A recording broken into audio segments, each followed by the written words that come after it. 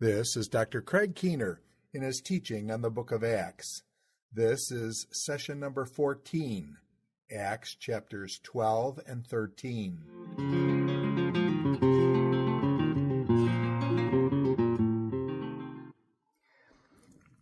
Luke is brilliant in the way he arranges his material. He's been talking about Peter in the Jerusalem church. He's going to be focusing on Paul in the later part of Acts. And now in between, he's cutting back and forth between Peter and Paul. And this last time of transition, he's through speaking of what was happening in Antioch. Now, the church in Antioch sends Saul and Barnabas with the famine relief for Jerusalem in chapter 11 and verse 30. Well, Luke is going to pick up again with Barnabas and Saul after they've delivered this famine relief in chapter 12 and verse 25. In the meantime is his last focus on Peter and the Jerusalem church, although some of this takes place in Caesarea. In chapter 12, verses 1 through 17, we learn about Peter's deliverance. Now the persecution is becoming really serious. Herod Agrippa I is the first Jewish king since Herod the Great. Because he was friends with the emperor in Rome, he's allowed to be king. And this is from 41 to 44, where he's allowed to be king in Judea. He was the brother of Herodias. If you remember reading in Mark chapter 6 about a Herod there, that was Herod Antipas, the tetrarch of Galilee. He married his brother's wife, Herodias. Well, Herodias' full brother was Herod Agrippa I. He was party buddies with Gaius Caligula before Caligula became emperor, and he became the first official Jewish king since his grandfather Herod the Great. His grandmother, Mariamne, was a Hasmonean princess, and that made him look good to the people because Herod the Great was Idumean ethnically. So his people were happy. This is the first Jewish king with the blood of the Hasmoneans, the Maccabees, in his veins as well. He was very popular with the people. He was also very eager to please, which sometimes got him in trouble in Rome. He threw his money around trying to please everybody there and ended up in some serious debts. Well, he did the same thing in Judea. He was very eager to please, as in fact the text here says. He wanted to please the Judeans and apparently particularly the most conservative religious Judeans. So he was emphasizing his Judean identity just as he emphasized his Roman identity when he was in Rome. When in Rome, do what the Romans do. Well, when in Judea, do what the Judeans do. He wanted to please people. He was very pro-Pharisaic and frequented the temple. We know this from Josephus. Well, he arrests James, the brother of John. Jacob is really what it says, but in the New Testament, for some reason, Jacob is always translated James. And he beheads him, just like John the Baptist was beheaded back in Luke 9:9. In this period, usually the sword was used rather than the axe. Beheading was considered more merciful. It was especially necessary for Roman citizens. But as a king, he held the power of the jus gladius, the power of the sword, the power of life and death. The Sanhedrin didn't have that. They had to have the governor's approval.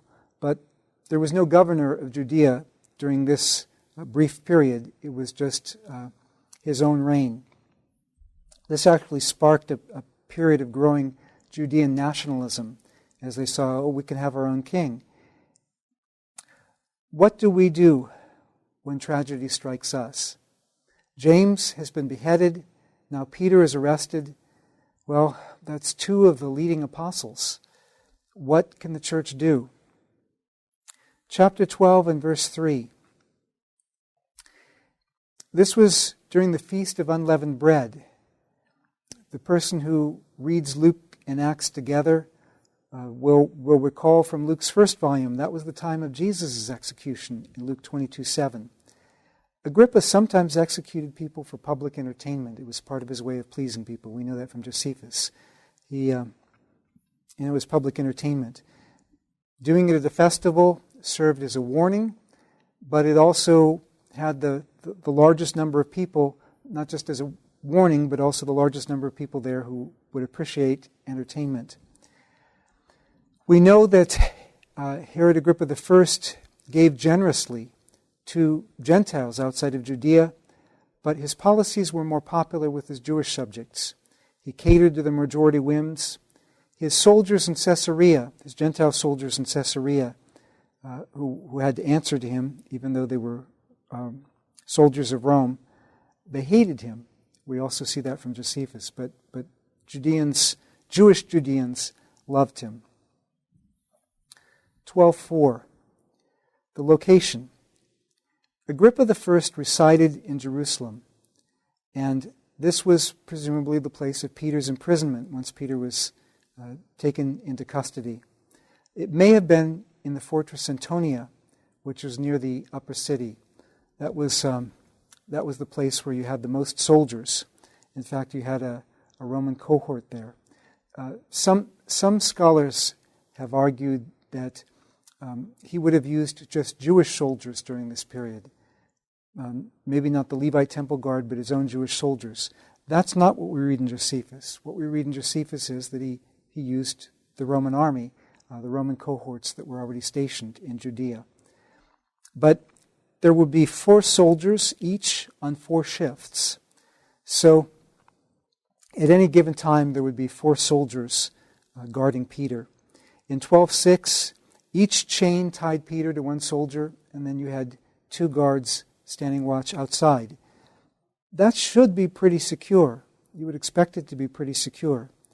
In 12:8 through 11, the angel of the Lord appears and tells Peter to put on his sandals and his outer garment. Prisons didn't normally supply clothes, so whatever you were arrested in, that's what you had, unless somebody brought you something else in addition, and they could get it past the guards, who often required bribes. But in any case, the outer cloak could be used as a blanket, but now he's going to need it as a cloak. And he's told to put these on, and he puts them on. His chains drop off. The doors open automatically, the Greek says, by themselves. That language is used in many other ancient works. Euripides, remember, he talked about Dionysus freeing his followers. He made the chains drop off, and he made locked doors open. But this language of doors opening by themselves, you have it from Homer to Josephus. It's all over the place in ancient literature. But again, it reminds us of what we saw earlier in Acts chapter 5, that you can't fight against God. James died. Peter survived. We don't always understand why God intervenes in one case and God doesn't intervene in another case. But there was still work for Peter to do. And as we see in the book of Acts, part of that work, the place where he's going to be mentioned again is in Acts 15, for helping with this transition in support of the Gentile mission. But Agrippa wielded more direct power than the Sanhedrin. His guards were more efficient than the guards that you read about in Acts chapter 5. So it looks like Peter's going to die. He's asleep. But people are praying for him. Undoubtedly they'd prayed for James too, but they're praying for him. Now, where is Peter? Probably he's somewhere in the upper city. That suggests maybe the fortress Antonia, which was on the Temple Mount, where the Roman cohort was. But from the Antonia fortress, it was a straight route to the upper city. You could take one main road, if that's the road that you took, and just cross over an arch, and you would already be in the upper city. How do we know that he went to the upper city? Well, the home to which he goes is John Mark's mother's house. It has an outer gate. It has a servant who's functioning as a porter. Probably not very wealthy, because the servant seems to not just be a porter. She has to go to the door. She's not waiting at the door. But still a home of some means in any case. From outside of the book of Acts, we have good indication from Colossians 4:10 that Mark and Barnabas were relatives. And we also know that Barnabas had some means from Acts chapter 4, verse 36 and 37. So all of this supports the idea that this is a fairly well-to-do home, certainly better off than average. And also from 436 we know that Barnabas was a Levite. So this may be a Levite family. They may even have some ties with the priestly aristocracy, if not on an elite level, at least some sort of connection. Because there were a lot of well-to-do priests who lived in the upper city of Jerusalem, as well as some living in Jericho. Now, here there's a prayer meeting going on in this home. The larger the home, the more people you could get in it, so this was a natural place to have a prayer meeting. The church used homes rather than special buildings for the first 3 centuries of the church's existence. We read about that in Romans 16:5 and all over the place in the New Testament. Some poorer synagogues had to do that as well before they had synagogue buildings. The Jerusalem megachurch could meet in the temple, which was considered public space, but in this period, when persecution is severe, the church is underground and homes are much better for that than meeting in a public space. What else do we know about this home? Well, Mary is John Mark's mother. Mark was a Latin name. Hence, this comes from a family probably more favorable to Rome. It doesn't necessarily indicate Roman citizenship, that they were members of the Synagogue of the Libertines we talked about before, but it at least doesn't indicate typical Judean nationalism. So they're probably again tied to more well-to-do Jerusalemites. Mary was the most common women's name in Judea and Galilee. That's why you have it all over the place in the Gospels and the first half of Acts. It's again, the names that we find in Acts are suitable for the locations. These aren't names that the later church would have made up and projected back onto Judea or Jerusalem. The servant's name is Rhoda. Rhoda means rose, which is often a name in many circles today as well. It was a common name for servants back then. Now, household servants actually were better off often than free people who worked in the fields. They were often better off economically and socially, had more social mobility, more likely to become free and achieve some sort of higher status in society than did peasants who worked the land. However, that was not always true for the women. Women slaves, and sometimes boys in the Gentile world, experienced sexual harassment. And even in Jewish circles, it was forbidden to sexually harass servants, but the very fact that it had to be forbidden suggests that temptation existed for some slaveholding men, and some of them did that. However, it's significant here. This is John Mark's mother's house. This is Mary. So Rhoda is not likely experiencing that. And what we can see from the narrative, she knows Peter. She's part of the Christian community there. She's part of the household, and this is not condoning slavery, but saying this was part of the culture. And Rhoda was not in a particularly bad situation compared to probably the majority of people in the ancient Mediterranean world, 70 to 90% of whom were rural farmers who were subsistence farmers or who worked on other people's estates. 12:14 through 16. Learning faith by God's grace. Sometimes He answers our prayers anyway, even when we didn't have as much faith as we ought to have had. James had been executed, possibly in spite of their prayers. But notice the purpose for their prayer meeting. Chapter 12 and verse 5. The church is praying for Peter. They're praying for his release. So what happens when God releases him? They weren't really expecting it. they are surprised. Rhoda comes to the door. Peter's knocking. She comes to the door. She sees it's Peter, and she's so excited. She runs back and tells the others while Peter's still at the door, and they disbelieve her, just like the disciples disbelieved the women at the tomb in Luke chapter 24. It's his ghost, they say. I mean, first they say, you're crazy, which they also kind of said for the women at the tomb. It's his ghost, they say. It's his angel. Just like they thought that Jesus was a ghost in Luke chapter 24. Well, there were some popular traditions in which the righteous became like angels after death. But ironically, an angel had just delivered Peter, and this was the real Peter. But it wasn't that the narrative is condemning their faith, although it may be laughing at their lack of faith, because Peter himself initially didn't think he was being released by the angel. He thought he was seeing a vision until he got out into the cold night air and got down one street and realized, oh, this is really happening. So Peter himself hadn't believed it, even though he was going through it at the time. Maybe it took him a while to wake up. But in any case, meanwhile, Peter is pounding on the gate. Now keep in mind that there were other porters probably in the neighborhood. In upper city Jerusalem, there were many people had guards at their gates.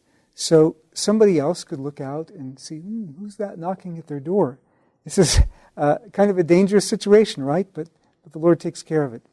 Well, Peter recounts to them what happens when they finally let him in. Rhoda is the only one who really believes it initially, just like the women at the tomb were the only ones who believed it initially.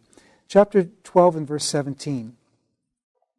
James, literally Jacob. It was a very common Jewish name. It's not the same James who was beheaded in chapter 12 and verse 2. Would have been nice if his head grew back, but no, that's not the same James. This is the James who appears later on in Acts in chapter 15 and verse 13. And it seems to be taken for granted that Luke's ideal audience has already heard of James. That's why he doesn't have to be introduced in some special way. 1 Corinthians 15:7 and Galatians 2:9, this was Jesus' younger brother. He was highly reputed for devoutness. Later on, when he was martyred, the people of Jerusalem protested, and especially those who were most devout in the law, probably Pharisees, protested James' execution. What does that mean? Well, Peter, there might be people who are upset with Peter. You know, he's gone and eaten with uncircumcised Gentiles. Word probably got around. But James is probably safe with Agrippa.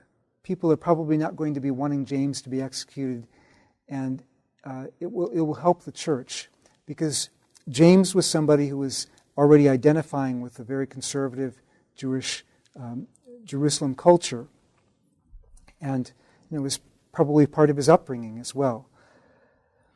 Chapter 12, verses 18 and 19. Agrippa is so arrogant that he's willing to condemn others to death, but he accepts worship and is damned. He examines the guards for information, perhaps under torture. I was thinking slaves because slaves were, under Roman law and Greek practice as well, often examined under torture. So he examines them and then he executes them because he doesn't find anybody else that he can blame except these 4 guards. They must have been negligent. This was a capital case, and in capital cases, Roman soldiers who were guards could be executed for negligence if they let the prisoner escape.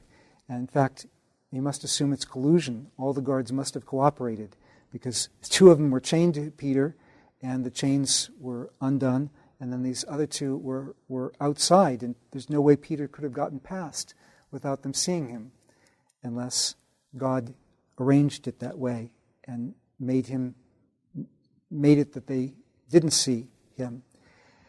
And that's not an explanation that he's going to go for. Well, when it says he executed the guards, it doesn't mean the entire squad of 16. It would just mean the 4 who were on duty at that time.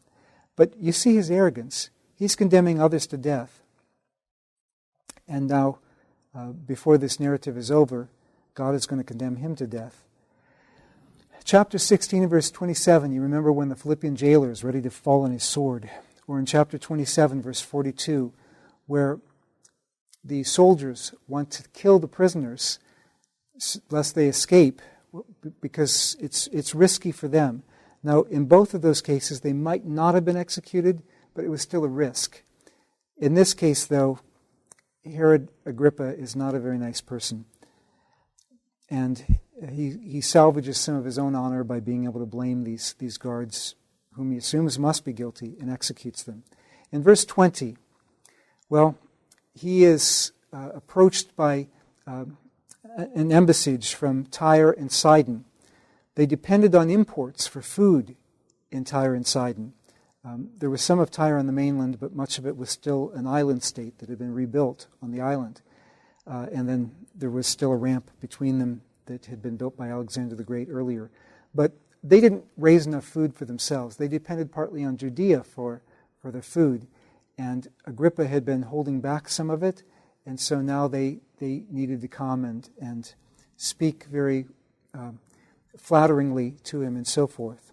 Josephus tells us that this actually took place in the theater in Caesarea. So he's gone back to Caesarea at this point, where the Roman capital of Judea was, even though he normally lived in Jerusalem.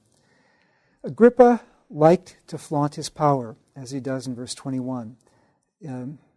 Luke mentions his royal robes. They're also mentioned by Josephus, who emphasizes their splendor. Agrippa's self-display on another occasion led to anti-Jewish riots in Alexandria. Josephus portrays this particular scene in the theater of Caesarea. That theater was built by his grandfather, Herod the Great, and the foundations of this theater still remain today. And this was a special occasion where they were gathered. It was probably the emperor's birthday, if we understand the texts correctly. Josephus says that Agrippa was flaunting his power, that his flatterers praised him as a god. That was common in the Greek East. Well, he was a friend of Gaius Caligula, Gaius Caligula was now dead. Claudius was the emperor, but Gaius Caligula was the emperor who tried to set up his own image in the temple in Jerusalem and demand worship as a god. And Agrippa had discouraged that, we're told. But at this point, Agrippa, apparently his power has gone to his head. He's happy to be adored or flattered as if he's a god himself. Remember, he likes to please people, and these are Gentiles. But even Germanicus, who was a famous general when he's in Alexandria and people hailed him as a god, he deflected such praise. Everybody except the emperor was supposed to deflect such praise. In fact, the emperor would not like somebody accepting such praise. He didn't deflect the honor in this case, and Josephus says that he immediately collapsed, died at the age of 54 after 5 days of stomach pains. Death from bowel diseases and worms was considered particularly horrible. It was considered an appropriate death for tyrants, and we have some other stories of tyrants who died this way. But both Josephus and Luke speak of Agrippa's horrible death. Right? Luke says he was eaten by worms and died. So Agrippa, who exercised the power of life and death, who wanted to kill Peter ends up surviving, Agrippa ends up dying. The one who really holds the power of life and death is the one who knows every hair on our heads. And we don't have to be afraid when, if we do die in the service of the gospel, we can trust we're in God's hands. He's with us, and He'll be with us through that time. And if He delivers us, and we rejoice in that too. Either way, we know that He's in charge. Chapter 12, verse 25 through chapter 13 and verse 3. Antioch sends out missionaries. This was not a common practice in Judaism. Travelers would take the message of their Jewish faith with them. They would be happy to spread it, many of them, but they didn't actually send out missionaries. But remember, Saul of Tarsus has this calling that God has given to him. Barnabas knows about it. And in this case, at this time, it's time for them to be sent out by the church. Despite chapter 1 and verse 8, the Judean apostles were still in Jerusalem at this point. We still hear about them there in chapter 15 and verse 6. They're expecting it to work. The gospel will spread from Jerusalem, and the Gentiles will come to Jerusalem to receive the law of God, or at least hear about it from Jerusalem. But Antioch had been particularly successful in the Gentile mission. Chapter 11, verses 19 through 26. They had a special vision for this. They could affirm this. Chapter 12, verse 25.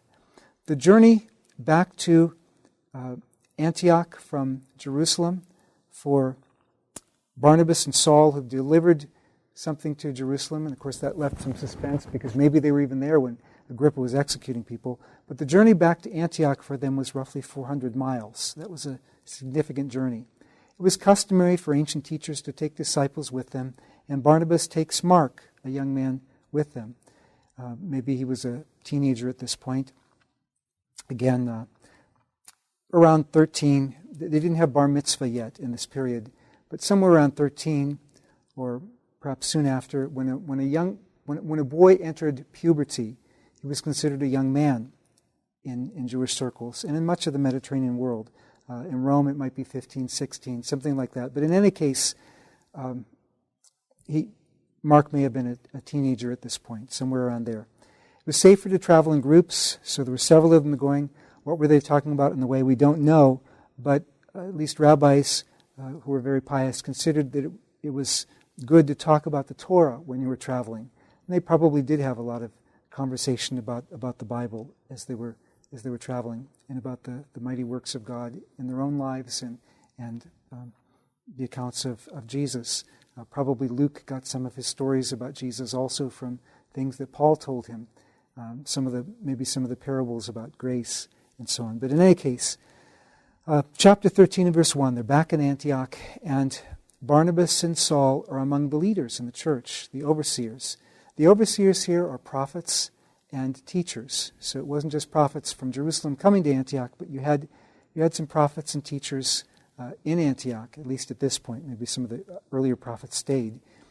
And these were people who spoke the word of the Lord, prophetically, or by teaching, or by both. And scholars have debated whether all of these were all of them, or some of them were stronger in one, some of them were stronger in another. Simeon and Manaen. Manaen is a Greek form of Menachem.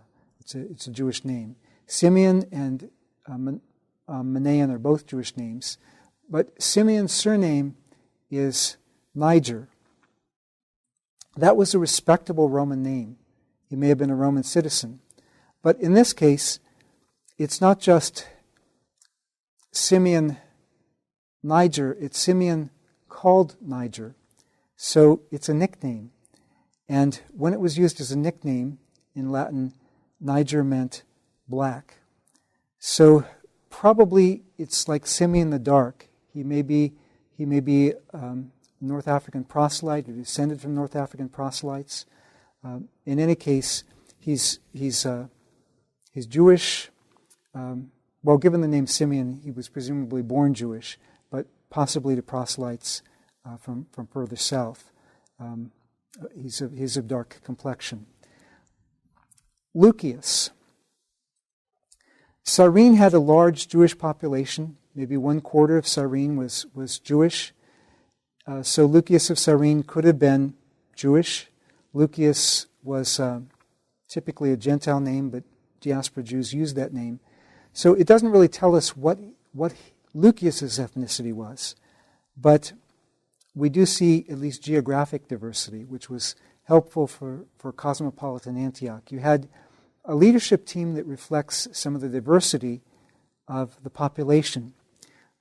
The leadership team is largely Jewish ethnically, even if they're from different regions, even if they may have different backgrounds before ancestors converted to Judaism. But that's natural, because who would be the people who would know the Torah the best, who would be able to teach Scripture the best? Well, Manaen is very interesting because he was brought up with Herod. What does it mean he was brought up with Herod? It could mean that they shared the same wet nurse. Slaves who grew up with the heir, especially slaves who were children of the heir's wet nurse, were often later freed. And they remained powerful even as slaves because of their relationship to the slaveholder. I mean, if you were a slave of Caesar, there were slaves of Caesar, and especially freed persons of Caesar, who sometimes wielded more power than Roman senators. So, very different system than when you think about slavery in the Americas and many other kinds of slavery in many other parts of the world, historically. And sometimes, and normally today as well, in many parts of the world. These, but he may have been a freed slave. He may not have been. Other boys also could be brought up with princes at the royal court, and they also attained prominence. Antipas had fallen a decade before this narrative. So Herod Antipas, actually what happened to him was that his wife Herodias, when her brother Herod Agrippa I became king, she said to her husband, Herod, now that's not fair. My brother just came here and he comes as a king. But you have been tetrarch of Galilee and Perea for an entire generation. So you should petition the emperor to be king. And he said, that's not really a good idea. That's not the way things work in the Roman Empire. But she insisted. And finally, he did petition the emperor. And the emperor said, nobody talks about being king unless I initiate it. And he banished Herod Antipas, and Herodias went with him. So they had lost their position of power by this point. So Manaen doesn't have any strong political connections, per se.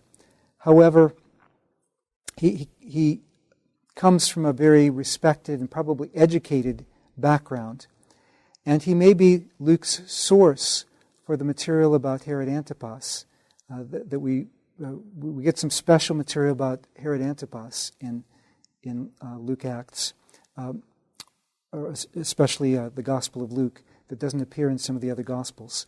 Interestingly also, he may have been, we also have the wife of Chuza, Joanna, the wife of Chuza, Herod's steward. So there were a couple in-house connections with Herod Antipas.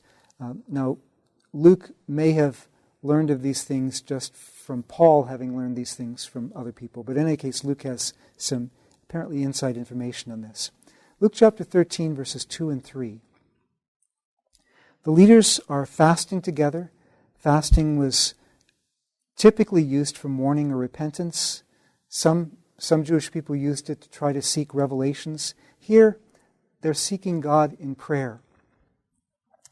During one time in my life, for an extended period of several years, I wanted to fast a day each week, just not over a particular issue, because I had too many issues. I would never have been able to eat, but just to seek God and to show my devotion sacrificially to God. And he was hearing the different prayers, because I wasn't worried about, I have to fast with this prayer. It's just, I have a relationship with my Father. He hears me when I pray, and I'm demonstrating my devotion. But in any case, they're fasting in conjunction with prayer, and the Holy Spirit speaks. Now remember, the Holy Spirit was most often associated with prophetic speech or prophets. So here, the Spirit functions as the Spirit of prophecy. Remember, the leaders were prophets and teachers. So probably one of them prophesied, is probably how the Spirit spoke. And the Spirit said, set apart Barnabas and Saul for the ministry to which I have called them. They'd already heard from the Lord. So this was a confirmation of what they'd already heard. It wasn't like, I just got this idea, you're supposed to do that. Well, sometimes then you're going to have to wait for your own confirmation in some other way. But this was something the Lord had already been speaking to them. And it's wonderful when the Lord confirms things to us that we felt the Lord has spoken to us. Others sometimes feel the same thing. And this was particularly important in this case. I mean, they were leaders. They had an active ministry here in an existing, growing cosmopolitan church. But now they're being sent out to begin the work in other places, directly sent. Sending probably means that their fare was paid, probably one way, as they were going on their initial mission, in this case to Cyprus. Chapter 13, verses 4 through 12, the proconsul of Cyprus believes. It was customary for messengers or heralds to travel by twos, and as we said before, it's also safer if you have somebody with you. Students of the Torah preferred having companions so they could study with them as they traveled or talk about the Torah with them when they traveled. You know, it could get kind of boring if all you're doing is walking and you don't have anybody to talk with. But Roman roads were usually good and they were generally safe provided you were traveling during the day. I remember in one place in Nigeria, we heard that there were robbers at night, and unfortunately the car broke down at night. And so my Nigerian friend who was driving the car said, "Okay, I'm going to change the tire, but you go out and make sure that nobody hits us from the back because we don't have any lights on the back of the vehicle as it's shut down." So we found out that a Baturi, a white person, was good for something in these circumstances because my light skin, it reflected the headlights of the cars, and so it was nice that it was useful for something, and we made it in, but we were concerned, you know, we weren't quite to the city yet, and it was already dark.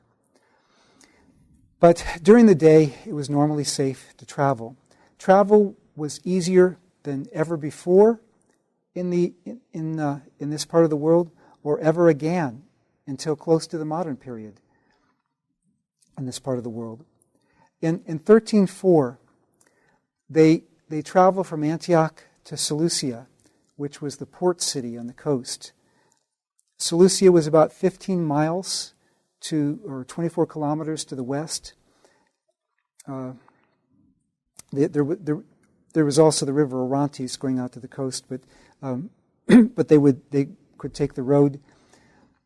Seleucia itself, as a port, it was also a wealthy merchant city. It had strong fortifications. It would be really hard to take because of the cliffs in front of it, and so on.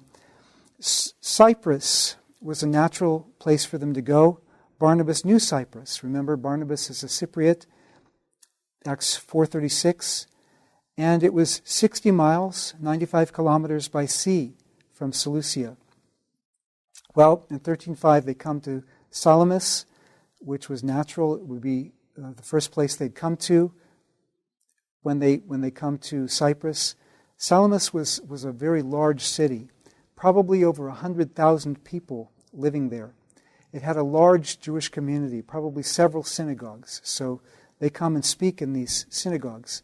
Visiting teachers skilled in the Torah would naturally be asked to speak in local synagogues. I mean, normally you've just got yourselves, but when you have visitors, and in Salamis you might have a number of visitors, when you have visitors, if they were skilled in the Torah, I mean, here was Paul. He was from Jerusalem, and he'd studied under Gamaliel in Jerusalem. If they hadn't heard of Gamaliel, at least they would respect that he'd studied under a skilled teacher in Jerusalem. So some people, a minority of scholars, have said, well, we can't believe in the book of Acts where it says that Paul actually spoke in synagogues because Paul said that his mission was to the Gentiles. Well, look, in Romans chapter 11, we see that he also had a vision for reaching the Jewish people. Romans 9, he said he even would be willing to be accursed from Christ for their sake, just like Moses was willing to lay down his life for his people. Blot out my name from the book, Moses said. Of course, God wouldn't allow that. But even more directly, 2 Corinthians chapter 11, Paul speaks of multiple times being beaten with 39 stripes. Well, that was the kind of beating you got in a synagogue. So Paul, during his ministry, obviously did spend time in synagogues. He could have repudiated the synagogue community and said, well, I'm a Roman citizen, I don't have to go through this, and Roman law would have protected him, but he also would have been excluded from the Jewish community. The fact that he gets beaten this way 5 times shows us that he kept going back to the synagogues. Didn't get beaten in all of them, of course, but he kept going back to the synagogues. So Paul's own eyewitness letters confirm that he did in fact speak in the synagogues. And Barnabas seems to be the leader of the team at this point still. They're still being called Barnabas and Saul. And so probably they both spoke, although Paul seems to have spoken maybe more eloquently. We'll see that in chapter 14.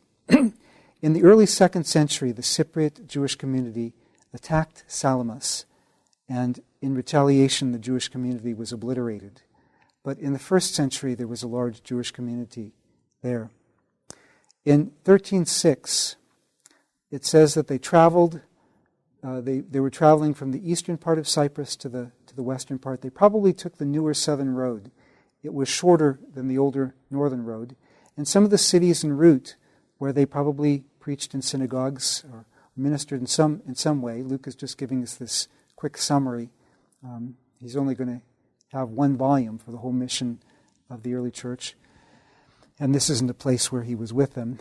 The cities en route include Sidium, Amathus, and Curium.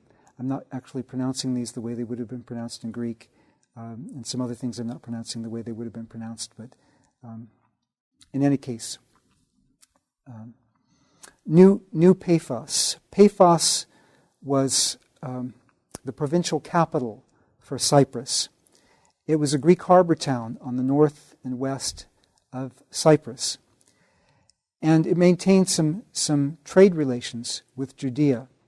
Now, there was a famous shrine of Aphrodite. That wasn't in New Paphos, that was in Old Paphos, about 7 miles or 11 kilometers to the southeast.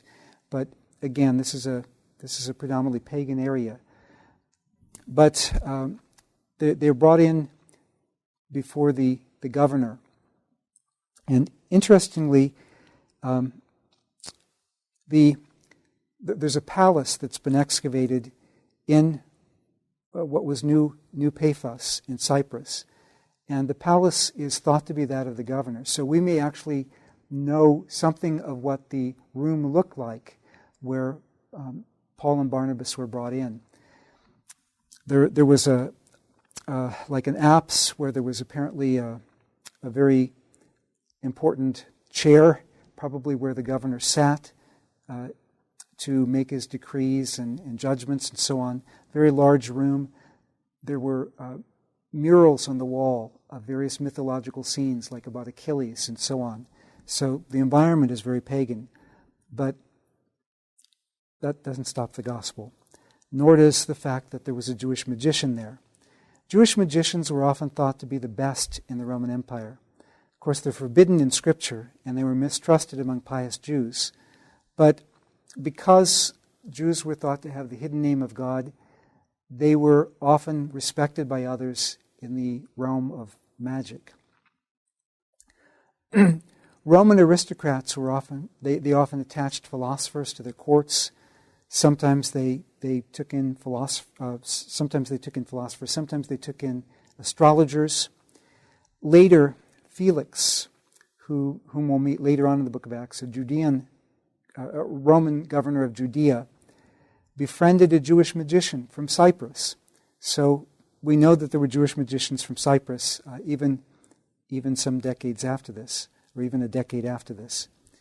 Sergius Paulus was a Roman citizen, but he was the first generation of Roman citizens who actually lived in the East, who were also members of the senatorial class.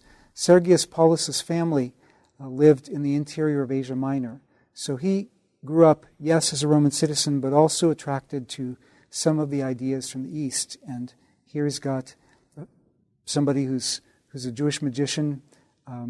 It would be kind of like having an Egyptian or a Persian in your court, a Persian magus, an Indian wise person. These people were particularly reputed for some ancient wisdom and some ancient mysteries.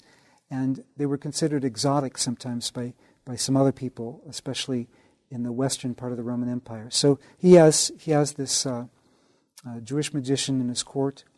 13:7 and 8. Sergius Paulus was apparently proconsul of Cyprus from the years 45, certainly in the years 45 and 46. As always, Luke has correct the specific local title of the official. In Cyprus, it would have been the proconsul in this period. Sergius Paulus, we don't have his name attested as proconsul of Cyprus in this period because we have the names of only about 1/5 of the proconsuls of Cyprus. Most of them have been lost to us, so we only had a 20% chance, 1 chance in 5 of knowing what his name was, and we don't know the names of the proconsuls here.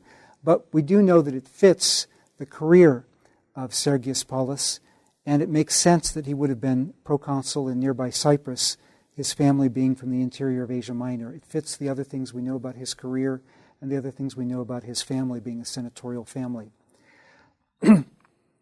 13:9. Saul, who is also called Paul. Well, why introduce his name here?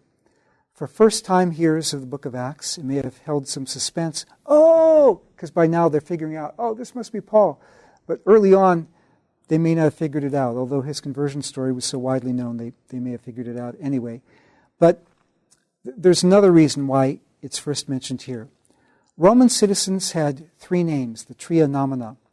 And the Roman cognomen, which is what Paul would be, it was normally a cognomen.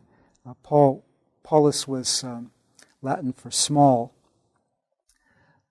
That identifies him probably as a Roman citizen. Almost everybody we know of who had the name Paul was a Roman citizen. And usually Jewish parents wouldn't want to give sometimes they gave their kids Roman names anyway, but we don't know of Paulus being used that way. And normally it wouldn't go over well in Jerusalem or a place like that to have that name. And even though Saul was originally from Tarsus, a Roman cognomen normally would mean, the Roman cognomen Paul normally would mean that he was a citizen. His Roman name sounded similar to his Jewish name. That was common to have them sound similar, or sometimes to mean the same thing, but in this case a similar sound. Shaul in Aramaic, Saul, Saulus in Greek, and Paulus in Latin.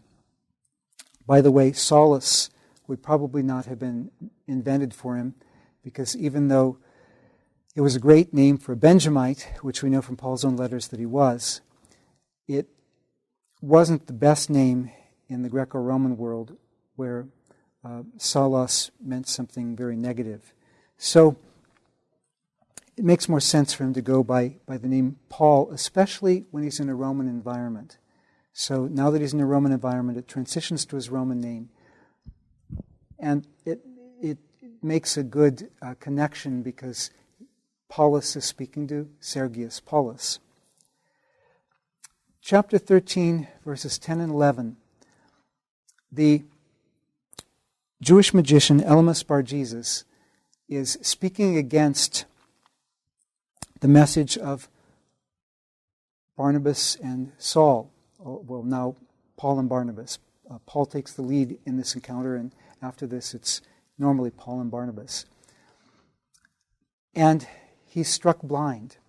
And Paul pronounces judgment. He says, you'll be blind for a season. Well, Paul knows how that works, because it happened to him as well. And also this man had been the blind leading the blind, like Paul had been earlier. The play on figurative or spiritual blindness and physical blindness, you have it in the Old Testament prophets, you have it in Greek dramatists, and so on. So that's not unusual. But he says you'll be struck blind for a season, and he calls him a son of the devil. Well, that also is ironic, because this was Bar Jesus, meaning son of Jesus. Jesus was a somewhat common name. It's the name Joshua in the Old Testament. In Greek, it comes over as Jesus. So he's not really a son of Jesus. He's really a son of the devil. And he's going to be blind for a season to learn his lesson. Here's what we call a power encounter. This magician claimed to have supernatural power, but the real power, God's power, is so much greater. And I'm just going to make a few comments here about power encounters. My brother-in-law, Emmanuel Musunga, is a professor of chemistry at the University of Brazzaville. He has a PhD in chemistry from a French university, just like my wife has a PhD in history from a French university. And Emmanuel is a great guy, and I very much trust him. And he's a scientist. He's published scientific articles. He's a very smart man. And Emmanuel also teaches Sunday school in his church, in Evangelical Church of Congo. And he recounted to me something that happened with some of his students. There were these 3 boys who always stuck together. And at one point, one of them got very sick, and after a couple of months, he died. And then the next one fell very sick, and after about a month, he died. And immediately the third one fell sick. And at this point, the third one came to the Sunday school teachers and said, "I need you to pray for me." The 3 of us had agreed among ourselves and with the person who told us that we would receive supernatural power, had told us that we were not supposed to tell anybody outside our group. Otherwise, we would lose the power. The spell wouldn't work. But we met this man on the street, and he wanted to take some of our blood. He said if he just could take a little bit of our blood, each of us would get supernatural power, would become government ministers or whatever.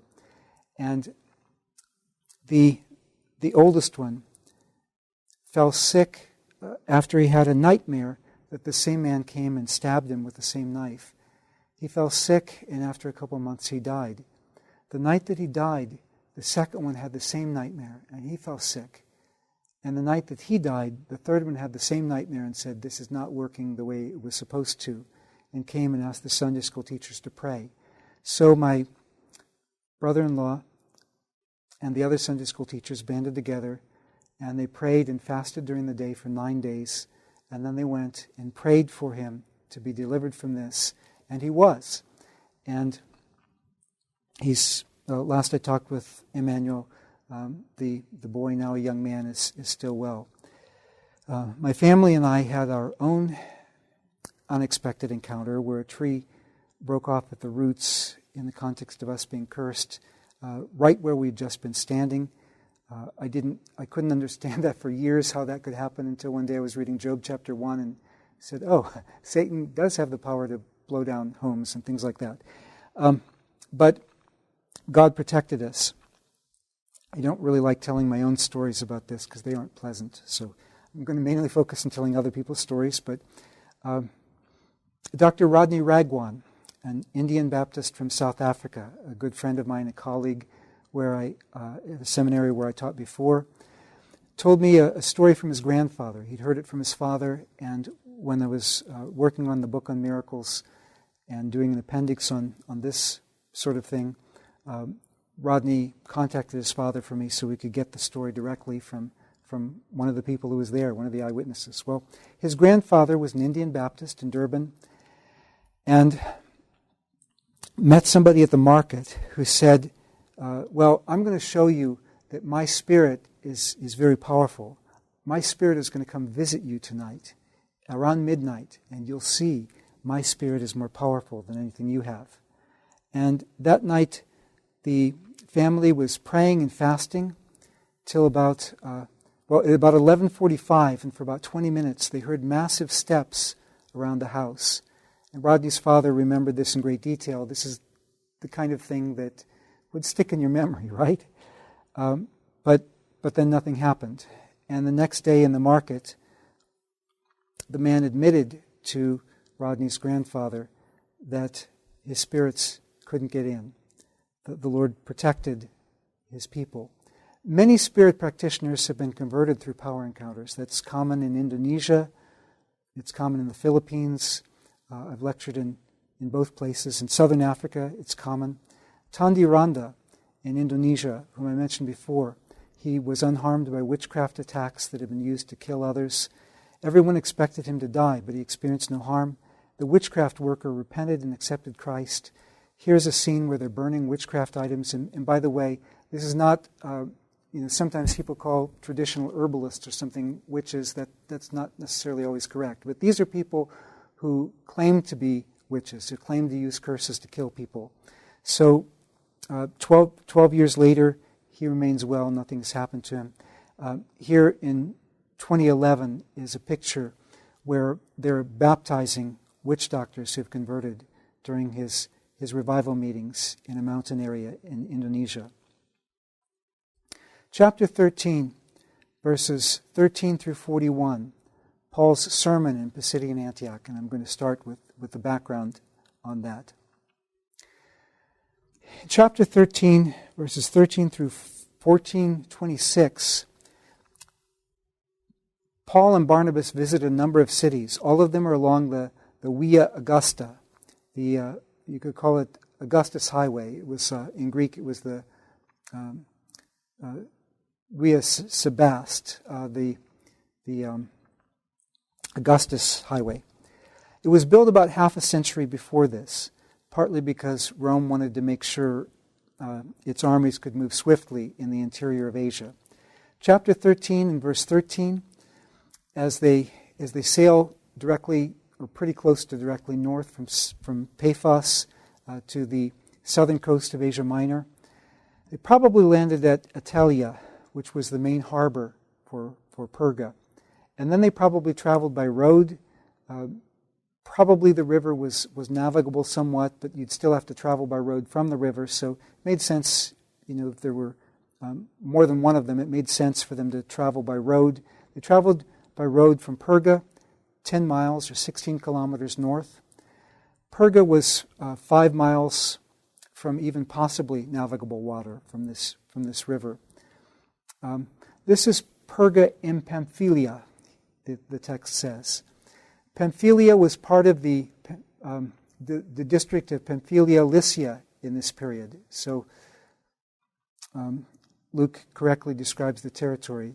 This was part of Pamphylia Lycia from the years 43 to somewhere around 68, definitely during this time period. Perga was a very significant city on the coast. It may have had over 100,000 people. Well, then they probably travel northeast along the Via Sebast, Augustus Highway. There are a couple other routes they could have taken, but that was the best one, and that's the likeliest one for where they were traveling. Now, why would they travel to the interior? Here, Perga has probably over 100,000 people, but Luke is recounting stories of what happened with Antioch near Pisidia in 1314. Antioch near Pisidia, not to be confused with the earlier Syrian Antioch near the Orontes that we talked about, wasn't nearly as large as Perga or other cities along the coast. It was a Roman colony because, again, Rome had wanted to station veterans along the way when they were establishing colonies, because this was a way of keeping the interior of Asia Minor secure at a time in an earlier generation when it wasn't very secure. There were 5,000 colonists, descendants of the veterans who lived there, plus other people besides the colonists. But still, that's not a very large population compared to some of the coastal areas. They were known particularly for their worship of the god Main. The biggest temple, however, locally, was the recently built temple in honor of the emperor, in honor of Caesar. It was much smaller than the coastal cities. However, we know from archaeology that the family of the Sergii Paulii lived in this region, especially to the northeast of here. And if he had supplied them letters of recommendation, which naturally and normally he would do if he became a believer, whether his faith was permanent or not, we have some reason to believe if he later became a senator and served in Rome in a later generation, he may have done some things that or honored Caesar in some ways that Christians normally wouldn't have considered appropriate. Although we can remember Naaman, who was allowed to go into a pagan temple in 2 Kings chapter 5, but he didn't actually worship the god. He just let the king lean on him as the king worshiped the god. But in any case, Sergius Paulus was at least a believer at this time, and it would be natural that he supplied letters of recommendation. That would be one reason they would go to the interior. Now, they could also speak on the Sabbath at the synagogue there. That's the only time that Jewish public gatherings normally happened, the Sabbath and festival days. Sometimes people would have schools if the Jewish community was large enough, and people could go study at the synagogue. That's attested more often in a later period, but in any case, in chapter 13, verse 15, the readings of Scripture that were used, Paul is probably going to start with the normal Scripture readings that they give. There's a reading, especially from the Torah. We don't know if the readings were fixed yet in this period. They may have been. Later, there's a triennial cycle. You have readings from the Torah and the prophets. In this period, some people think people may have been able to choose their own readings, especially in the diaspora outside of Judea and Galilee. A synagogue sermon would normally be a homily on the texts read, and Paul actually preaches starting from the beginning and runs up through the prophets by the end of the next sermon. The rulers of the synagogue invite him to speak. Again, this would be natural. Here's somebody, he's actually from Judea visiting, and he's trained as a speaker of Scripture. Of course they're going to ask him. Rulers of the synagogue was often an honorary office, but often also it could refer to the highest officials of the synagogues. Inscriptions show that, and people were often given this office who were particularly of honorable, respectable class in terms of the class divisions that were thought of in that time. These were often donors to the synagogue as well.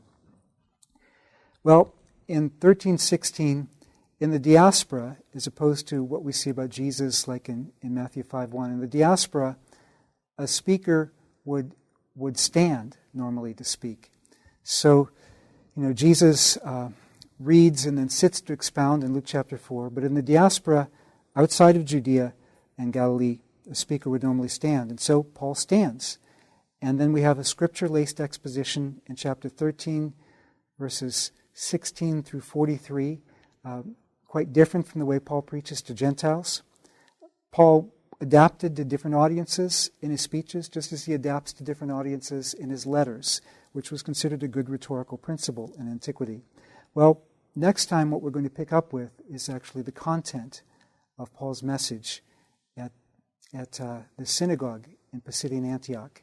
And as we're going to see, some people really like what Paul has to say, but some people really dislike what Paul is going to say.